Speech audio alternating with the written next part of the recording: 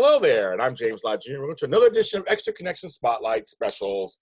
I'm talking to people who've been on the show before, which he has, and just my friends and see what they're doing, what they're talking about. And this was a special one, because this person gets me into trouble every time he comes to my shows, but it's always a fun kind of trouble. So I decided to maybe get him into some trouble with 20 questions. Yes, you guys seem to love when I do these kind of 8 questions, 7 questions. I said, let's do 20. Let's get to know who this person is. It's my buddy who does RuPaul's Drag Race After Show on AfterbuzzTV on Sundays, and who occasionally is in drag herself. But by now, that's not happening at the moment. But every once in a while out there in West Hollywood, my friend, my buddy, my family, Mark J. Freeman. Hello, hello, hello. Hi, Mark J. Freeman. Hi, Lorayne Love. How you doing? So I always like to start off and ask people, how are you doing during this weird kind of time period? I think I'm along with everybody else, and I have good days and I have bad days. So fortunately, you caught me on a good one. I've actually showered. I've been on a walk. I've had my coffee. I had my berries and granola. So you're getting 100% good mood, Lorayne Love. Well, I'm glad. I'm like, thank you all, the drag Jesus and everybody. Thank you. I'm very happy. So we're going to do 20 questions, and this will be very interesting. I've come up with 20 very different questions. So Great. They're based off of you. So is that 19 now? No, it's 20, but you have to ask me a question at the end. Oh, I wasn't sure if that first one counted as part of the 20. So it's 20 questions plus a bonus question for me at the end. Okay, I'll think of something. So 21 is a good number, makes us legal. I don't know, something like that. Perfect. Okay, so first question, actually, I'm very curious because you do post these things online and you have been experimenting. What is your current favorite vegan meal? Oh, good question. I just made a sesame peanut noodle. Ooh, that sounds good. It was just like peanut butter, soy sauce, sesame oil, ginger, garlic, and that was kind of the sauce. And you can make it warm. You can have it cold, hot, however you want to have it. I think it was made to be, when it was presented as cold or room temperature. I did warm mine a little bit with just noodles, spaghetti noodles, and you can use whole grain. And then I used, it called for edamame, shaved carrots, edamame, and cabbage. But I knew that I wouldn't eat a whole thing of cabbage. So I swapped out the cabbage for broccoli slaw when I found that at the store, because it had cabbage mixed in it. And just toss all that together, and then top it with peanuts and sesame seeds, and it was delicious. That sounds good. But wait, what kind of noodles do you use? I just use spaghetti noodles. Oh, okay. Because most noodles, they're vegan, right? Yeah, you can. That's the thing. That's what I think. That's why I like cooking more than baking. Is you just swap out whatever you don't like. I'm not a big mushroom fan, so I usually take the mushrooms out of recipes, or I use the food processor and I make them really, really small, so I get the flavor but not the texture, that kind of stuff. So make it to how you like it. If you don't like carrots, if you don't like edamame, swap it out for peas and something else, snow peas or something, I don't like carrots. Yes, I will. Yes, with that. Good for your eyes, although you never know that I eat a lot of carrots with my eyes. Well, that's the problem. I don't eat carrots. That's probably why I wear glasses. I can't wear them while I'm doing computer stuff. It's like, take them off, put them on, take them off. I'm like my grandmother. She had them across my chest and put them off. That's two at a time. I was gonna say too, I think if you want to find the recipe for that, I think it's Tasty. I think it's tasty.com or something is where I found it. Okay. If you want, I can send you the link so you can put it in the broadcast. Yes, thank you. Actually, I want to try it, actually. It sounds delicious. Really good. Very easy to make, too.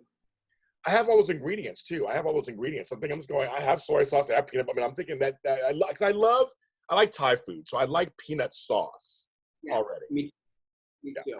That sounds really good. Well, it's another thing that's related. Where's your go-to snack? Right now is probably hummus and carrots, or hummus and pita. I make my own hummus. I know you do. I haven't tried it yet. I gotta try it. I haven't done it yet. I love hummus. What's fun is I was chatting with Raven yesterday, and we keep talking about doing some sort of Facebook Live because everybody's doing them, and we want to do one together. And so she loves my hummus. So I said, well, why don't we do a Facebook Live together, and I'll teach you how to make my hummus on the Facebook Live. I'd watch it. Everybody can kind of follow along. So if we do that, I'll be sure to let you know so you can share that with your minions. No, I would, because also I love hummus. Hummus is a staple in my house. It's just a staple in my house. But I'm not a big chickpea fan, which is kind of funny. So I don't have chickpeas in my house. I have to buy some. Yeah. But I always want to try it myself. And I never made it myself. I use garbanzo beans, so you could use garbanzo beans instead. Or any kind of bean you could probably use. It's probably gonna have a little bit different consistency if you swap out for different other than garbanzo. Like every time I bought a hummus, they all tasted so different. And I kept losing track of which ones I liked and which ones I didn't like, which ones I threw away, which ones I devoured. And I just thought, I just need to make this myself. Like, this can't be that hard. And it isn't. It's not that hard. And I just picked and chose ingredients that I really liked, and that's how I make mine. So I like it spicy, so I use a lot of red pepper flake. Ooh, that's good too, like that. Since you've become vegan, you've been vegan how long now? 2.5 years. Wow, with a couple slip-ups. That's life. Right. But what is the surprise dish that's vegan that you like? All of a sudden you're like, ooh, I know it's gonna like that, and you like it. It's vegan. That's a good question. It's so funny because I always say that now. Like the things that I think to eat now, it's just like your mind just switches. You just stop thinking about. You just don't go down certain aisles. You don't look at certain items in the grocery store anymore. You just go and get the things that you're allowed to eat. I get cravings for. I never in a million years thought I would be uttering these words, but I get cravings for like roasted Brussels sprouts or roasted broccoli or anything roasted. That char, yes, is a vegetable to me. Like I like it almost like burnt. Like I love when it comes out. It's burnt. I'm like, oh, it's perfect. Same here. So I love it. Probably the weirdest. I actually never in a million years thought I'd be craving. Like all I just did, I actually have another recipe that I make of sticky sesame Brussels sprouts. Ooh, okay. It's really good. I had Brussels sprouts last night, roasted Brussels sprouts last night I'm like you, char that shit out. Love it. Yeah. Now I'm getting hungry. Okay, enough about food. Now I'm getting hungry, so enough about food. Number 4 question is, do you have a favorite wig? Wig? Topic. So do you have a favorite wig? I know. Yeah, that's a complete gear shift. Yes. It's so funny. I feel like I do. It's Kris Jenner when I wear it. It's very Kris Jenner-y. I just like it because it's so easy. Just you throw it on and go. Like I don't have to do anything to it. Run my nails through it, and I'm good to go. I'm a simple gal. Although I do have I have a kind of an updo beehive that I've had for a long, long time that I barely ever wore.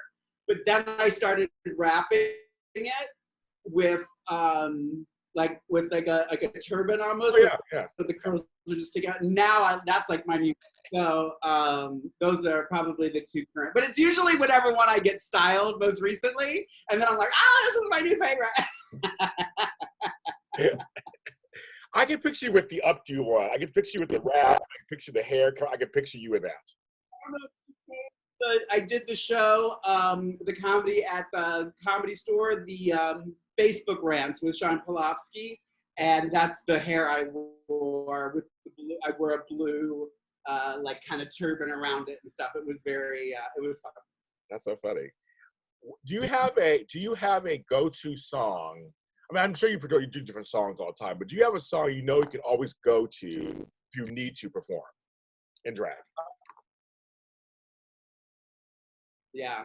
I mean, I have a couple. I mean, I know the people that know me and know Lorayne are all gonna say "Kiss Lorayne." Yeah, yes, that's yours. Billy Myers. Lorayne, which is a Billy Myers song. So everybody who knows me who's watching this, they're gonna go, "Oh, it's Kiss Lorayne. She does it all the time." I do that. I've been noted, but here's my thing, and this is what I used to say to the Virginia West is my drag sister back in Columbus, Nina West's drag mother, Oh, and wow. I used to say to her, I'm like, bitch, if it was Kiss Virginia, you'd be doing it every show also. I just got lucky with it. So let's not mince words. I love that. I love doing Linda Etter's Don't Rain on My Parade. I love doing Anastasia Naughty or Anastasia I'm Out of Love. Yes. I'm just like, throw that shit on and ain't no one gonna outperform me when that's on. I love Anastasia. I do. Anastasia, yes. But you're naming people because we're of a different generation, my dear. But you're naming people that are. I just wonder. This is off the question for a second, but I'm just wondering. Will they get passed down? Or now is it like once we die out, will though like Linda Etter, like you mentioned, people like that, like will they die out or will they stay with the younger queens? I wonder. What do you think? I think it's going to be like when we were, as we got older and we started digging into our parents' vinyl records and like, oh, this is a cool song. Oh, I like this. And then you just kind of, and it gets infused into the next generation of music and stuff. So I think there will be, I definitely think there will be people. I don't think any of them necessarily die out. I think it's kind of a, to quote Anastasia, heavy rotation. I have all her albums. Don't get me started. I have all her albums. I love. And it's so weird because folks, you know who Anastasia is?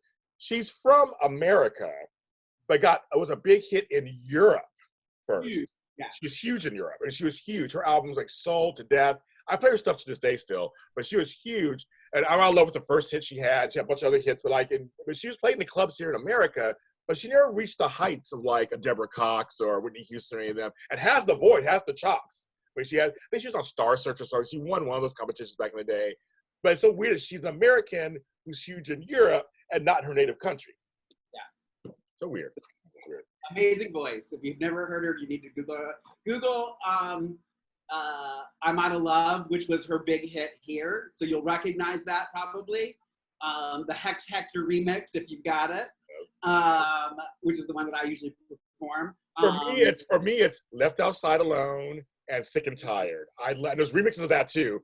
Those two were my songs at one point from her second album. It was from her album Anastasia. It was like that, but Left Outside Alone was my song for a while. So I think that's what Anastasia. What is the best thing, in your opinion, about doing drag? Getting to be somebody else for a little bit. I just always say it's what does Rue always say? It's reveal doesn't hide who you are, it reveals who you are. So I guess obviously it reveals another part of me, a part of me that I just don't, I don't feel like when I'm sexy or I look hot, I just want to look put together. But when I get ready as Lorayne, I feel like, oh shit, I look sexy. Oh, you know what I mean? Like I feel like it brings out that part of me maybe that I don't personally do.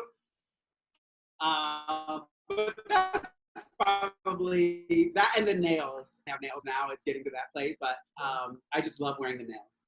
Okay, I like that. Okay, number 7, total left turn. Why Billy Flynn?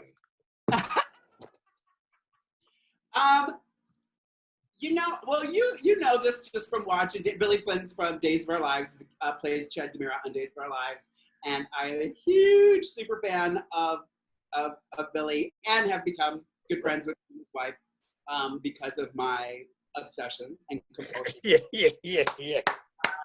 I somehow avoided any restraining orders, so that's good. No, honestly, like, I just feel like there's people like Jen Lilly's another one where I feel like they come on the show.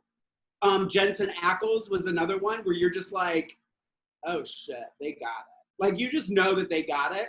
And it didn't hurt his beautiful eyes and his smile. And then as you get to know him as a person, you know, he's just so wonderful. He's so giving, so caring, and so appreciative to the fans. And it just makes, because I always say that, I can think somebody is sexy and cute and then get to know them and they become very ugly very quick when that personality doesn't live up to what you have in your head. I feel like he kind of went above and beyond what my expectations of what Billy Flynn would be like. So no, he's a great actor.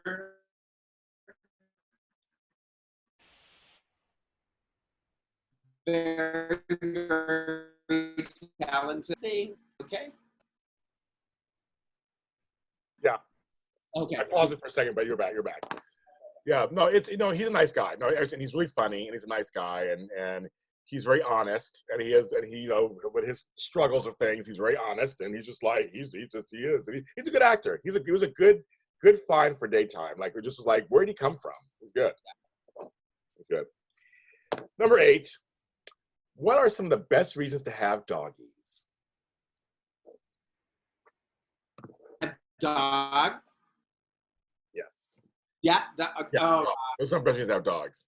Oh gosh, where do I begin? And he has the cutest little doggies. He has my Scrabble twin, which is Winston, and then he had Winston Montgomery and Esther Alexander.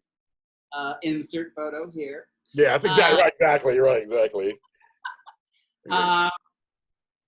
It's just that unconditional love. Like, there's just nothing like it. I think if you have never, I think people who say they don't like dogs haven't experienced what it's like to have a dog to come home to. I agree.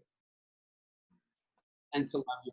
Like, it's just like when we got Winston 11 years ago,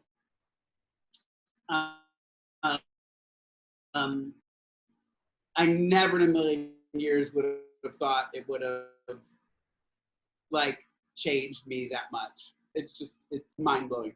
Yeah. Yes. You know, your dogs are cute, of course. Dogs are great companions, and they're good for your mental health. Good for your mental health. Good. They're good. What is one thing you miss about Ohio? Oh, good question. I miss going. My family's gonna hate that I'm not saying my family. Although I miss my family. Going to the Ohio State games. Yeah. There's nothing like going in the Midwest. There's nothing like going to a live football game. There's nothing like it. I would even argue that going to an Ohio State football game takes a whole nother notch, because if you haven't experienced Columbus, Ohio on a football Saturday in the shoe, the name of our stadium, then you haven't experienced life. It should be a wonder of the world, in my opinion. I will just add, for me, I'm a Pittsburgh Steelers fan, which is like a blasphemy for my Ohio family. I have gone to Brown Stadium in my Pittsburgh Steelers jersey, amongst other Steelers people and Browns people, and had the best time of my life in Cleveland. The best time. I had the best time.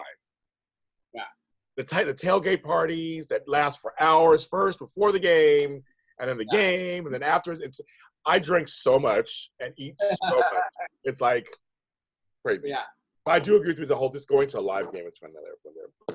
What is one thing that bugs you about Los Angeles? Oh God. What's the word I'm looking for? There's a word I'm looking for. Oh my God, what's the word? I want to say selfishness. but that's not the word I'm looking for. The There is a word. You're right. There is a word. Now I got me blanking out on it. Like everything you're expecting. Self-centered. It'll come to me. Yeah. It's everybody's just like, you know, it's, don't you know who I am? That whole thing. Like I always say this, when I go to parties or events in LA, if I end up in the corner chatting with somebody, 9 times out of 10, they're a Midwestern person. It's very rare. I'm not saying there aren't good people that are born and raised in LA, but I would say it's a different kind of person. Like you just, it's hard. It's hard because you go out and you try to be good and you try to remember, you know, what your good Midwestern upbringing taught you. And then, you know, there's people in the grocery line that are just being so nasty to the cashier. And you're just like, shut. And I yell. I mean, I get in fights in the grocery store all the time. I know you do. I know you do. Yes. 3 or 4 times now. They know when I'm coming in. They're like, oh, here comes Mark. I just, self-righteousness, I guess, is maybe that's what I'm looking for. Like, they just, you know. They're very entitled out here. Privileged. Yeah, privileged, entitled. Entitled. Maybe that entitled is the word I think I was thinking. Yeah, entitled. Very entitled out here. It's like but it's privilege too. Privilege and entitlement. Those are 2 things. Yeah, I agree with that. How does social media fit into your life? I know you're on. We know you're on. So how does it fit into your life? How do you see social media?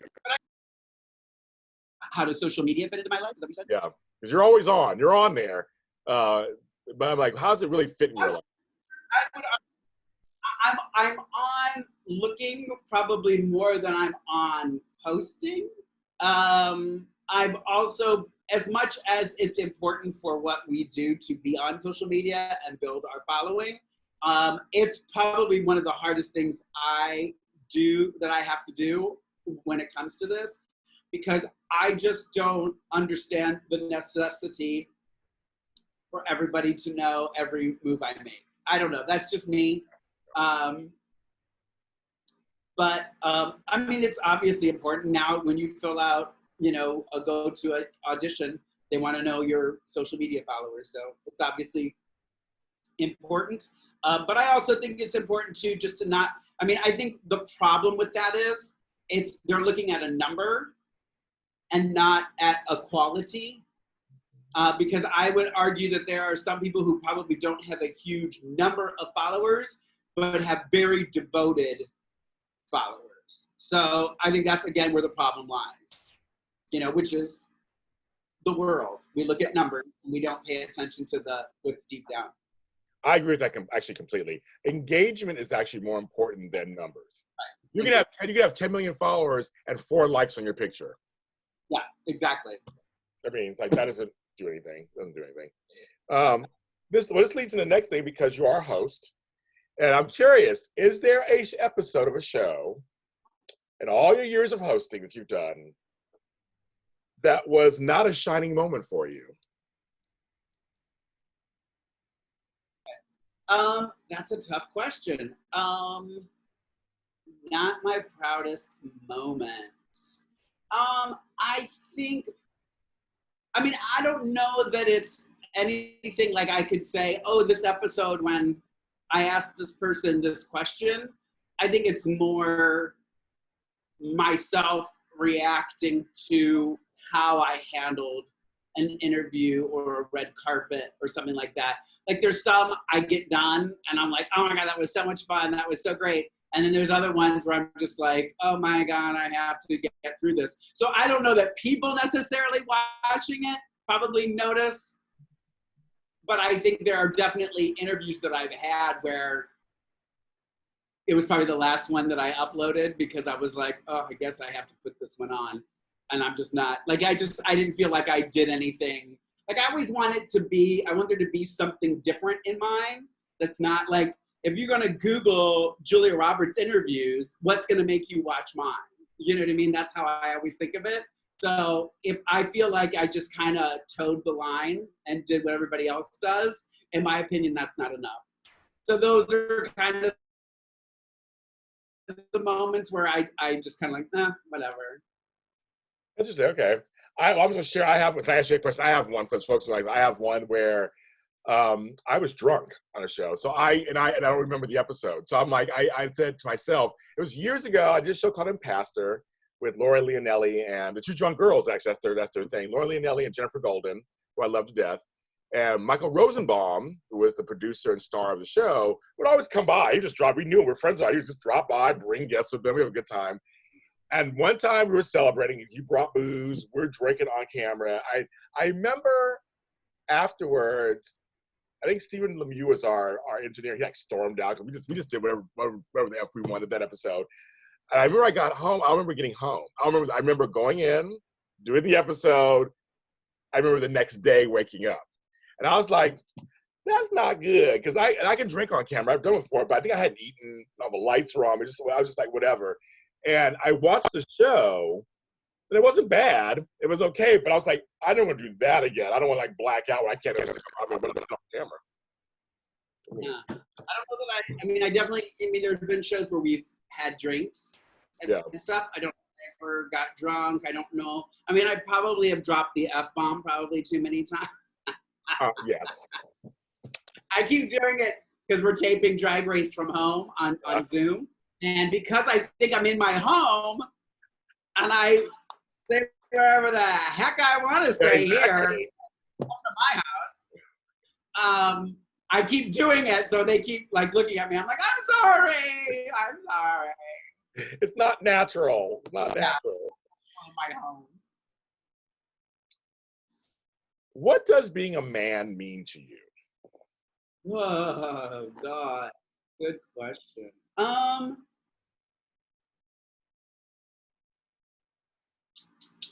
mean, I guess we're in a crazy place in the world now where it's more than just men and women and everybody's gender fluid and this and that.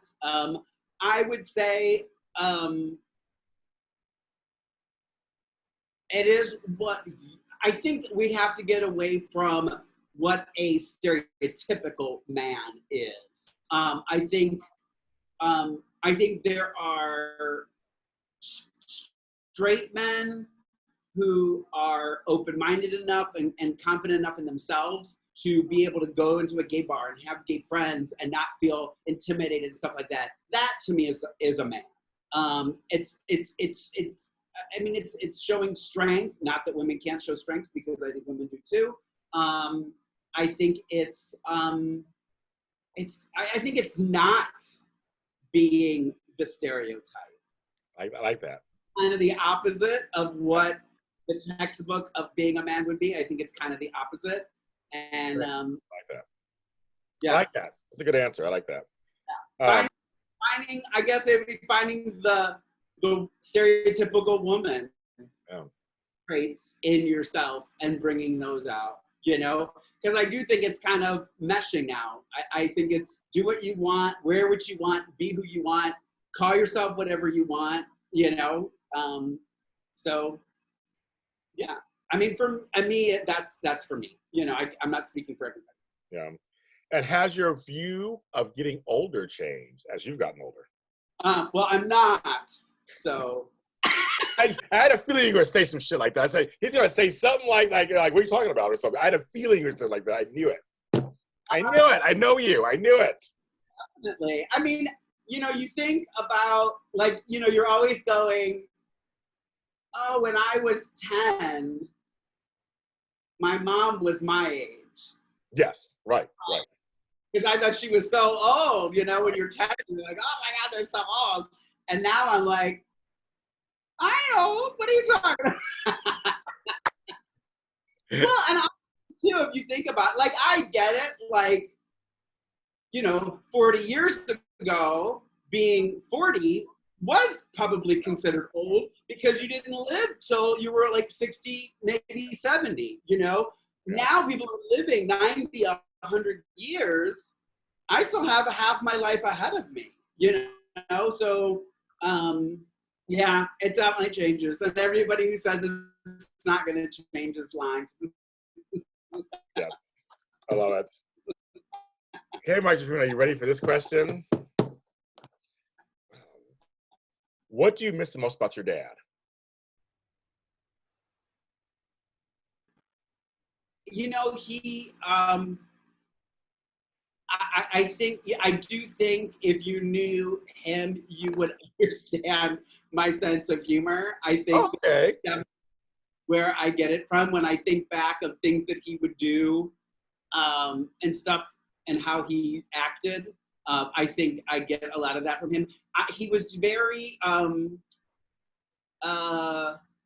he went through a kind of a transformation. There were, good, we all go through rough stuff like that. But towards the end of his life, he had turned, in his way, turned his life around and did things that I think the stereotypical dad would do. He just kind of became that person. So I would say those are probably the things that I miss the most, where he started when he, got his health scare the first time and it kind of turned things around for him. He kind of became this other person.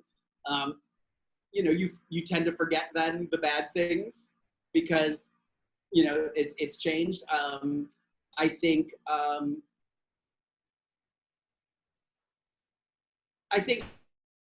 I get a lot of my strength and my sense of humor from him. So those are probably the two things I miss. There are definitely things where I always do when I watch like Netflix and Hulu and they have these old shows on. Like, I'll tell you this right now, if Mel Freeman was around right now, Burnett and Mary Tyler Moore and MASH, he would never get up from his chair. He'd be watching that morning, noon, and night. I love it. I love That's it. what he'd be doing. I love it. I love it. So nice. I love it. Do you ever tire of being a twin? No. Yeah. Someone asked that once. I was like, what kind of question is that? Like, I don't even know what that means. But I guess they're being made. Some twins don't get along, I guess. I mean, I just wanted to learn for you guys. We get along. I don't see him as much anymore. He moved back to Ohio. He was out here for 8 years, so I don't see him as much as I used to. We lived together for some periods of time, too. We always lived well together. We never really, we argue, but argue like adults. We don't really hit each other. I mean, well, thank God. Hitting and punching have gone away, but no, I don't. I have a twin, and I have an Irish twin because my older brother and my twin brother were all born in the same year. So crazy. An Irish twin and a regular twin. I'm all twinned up. You are all twinned up. Number 17. What does the world need? Compassion. Yeah. About yourself. Stop thinking about the bottom line. Just start getting your shit together. I'm sick of it. Yeah, I agree. I agree with that. What's a place you'd like to visit once we're able to start doing things again? What I want to visit? Oh, yeah. I keep saying this. I really, really, really, I got really big into ancestry. About 10, 12 years ago or so now, when I moved out to LA. I got into it because, I'll tell you because it's kind of an interesting story. Yeah. I got interested in it because my grandmother's mother died in childbirth when my grandmother was only 2. Oh, wow. And they never had a photo of my great-grandmother. So I got on in hopes of trying to find somewhere a photo, a passport photo, something of her so that I could show it to my grandmother. Unfortunately, that I never was able to find that. Not saying there isn't one out there, that maybe somebody somewhere, but I wasn't able to find it. But that's why I got into it. So I got really into where my family's from and stuff like that. My mother's side of the family is all from Slovakia and Hungary.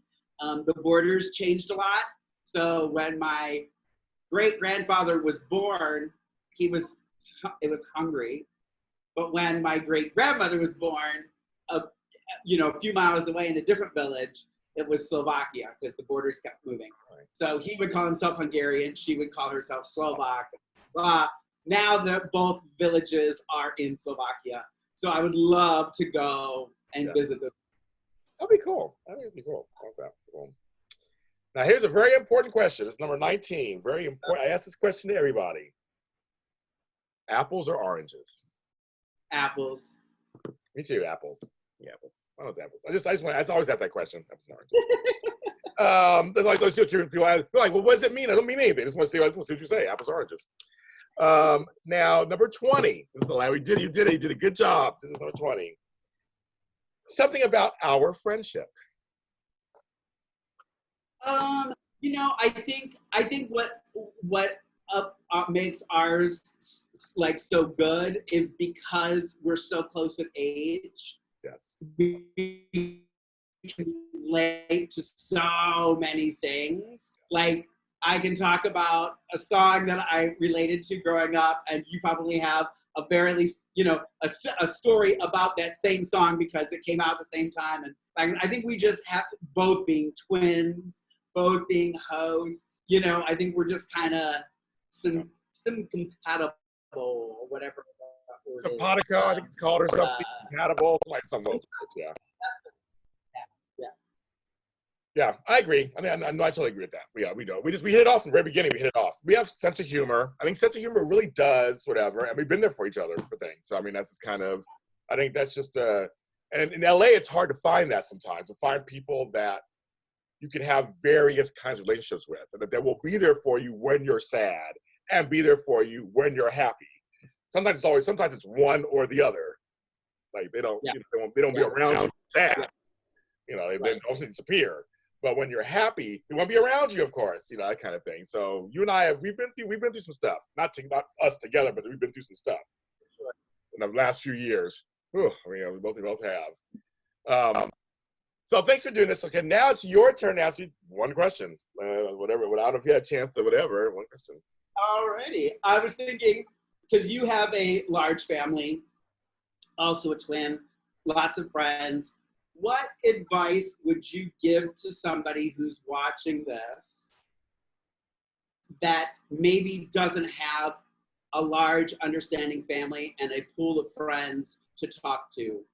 What would your advice to them be on how to get further and, you know, and stay strong and get to the place where we are now? What is your advice to them? Good question. My answer, first, number one is sometimes your chosen family, sometimes your biological family may not serve you well. So don't feel envious of folks who have large families. Just because you don't have one. What? Large biological family. Biological family. So never, first of all, don't compare. We compare in this society all the time, so try not to compare. And don't feel like less than if you don't have that. I have a friend who was an only child. His parents were only children, and they were only children. So he has no cousins, no aunts and uncles. Like just happened that way. He had a big family. So with that said, I tell people, try to find your tribe. Try to find your chosen family, which to me is just as important, sometimes more important than your biological family. And I'm fortunate to have both. I have a chosen family, biological family. And I just feel that sometimes you have to go out there, put yourself out there and find people that are like-minded, that are people that maybe a little older than you are or a little younger than you are. They both can play roles in your life. I have friends of all ages and races and sexes and sexual orientations and religions, and they all serve me in some way that's wonderful because for a lot of you out there, you're at your work more than you are at home, or you live in another city by yourself because you want to make it as a star in Hollywood. Your family's back east.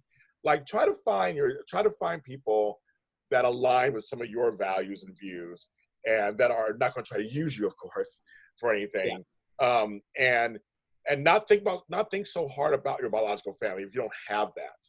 It's okay not to have that. It's okay. My father and I aren't close.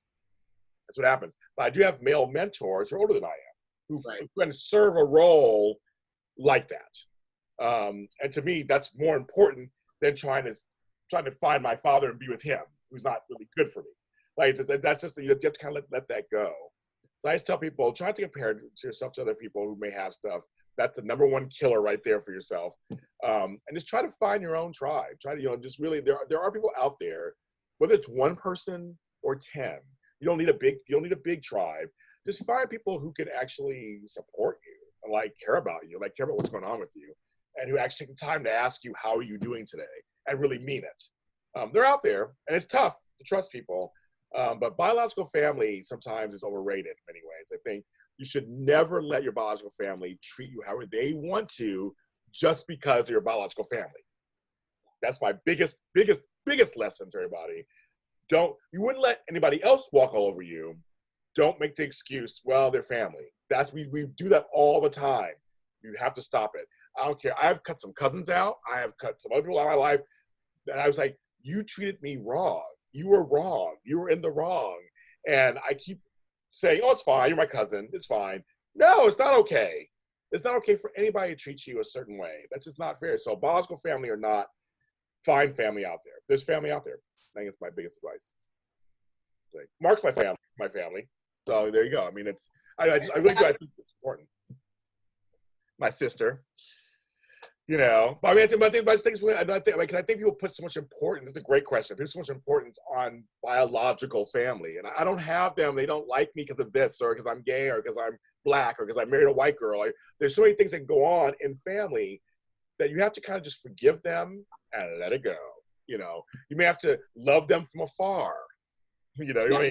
And just not be around that much. You know how that is. It's like when I go to Cleveland, there's times when I'm like, it comes to politics, and their reasoning is, you're not a Clevelander. You don't live here.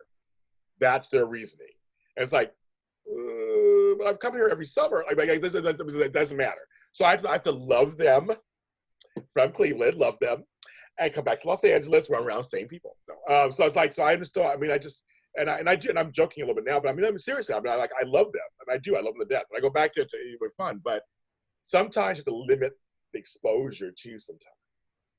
Yeah, around some certain people, and if you still care about them, still love them, but then go away. But I know that a lot of folks don't have the luxury of their family accepting them, loving them, and being there for them, and that can be very lonely and very hurtful.